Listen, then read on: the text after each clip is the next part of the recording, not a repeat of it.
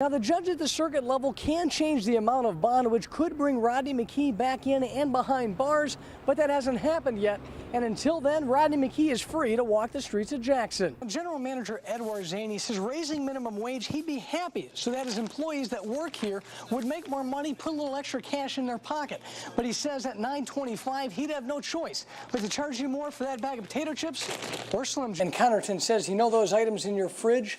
Well, unless you have a special endorsement on your insurance policy, you could be out of luck because food spoilage is not covered under your insurance. A sense of humor out here at Spartan Stadium. They definitely weren't going to let some thunderstorms and lightning strikes bother their home opener, and they said that's the reason they had to stick around for Spartan Stadium. It is the home opener, guys. It's college football season, and they weren't going to leave it for anything. It worked out for me as I was standing there. I had to fall in the holiday spirit and pick up a gift for myself for Christmas.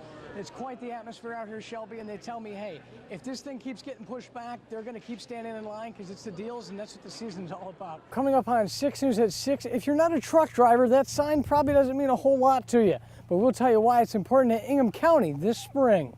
And Lemansky says with the possibility of snow melting and your pipes beginning to thaw out, you might want to invest in a little water alarm. Says this is something you can place simply 6 feet close to anything you think that will leak. If it does leak, you'll hear a loud beep, letting you know you need to shut off your water. Michigan State Police say for those of you locking up late at night, try to use the buddy system. Try to avoid locking up by yourself. But Sergeant Zook also says that if you have multiple doors, try to change up your routine from the door you enter during the day and the door you exit at night. That way making it less likely for someone to copy your routine.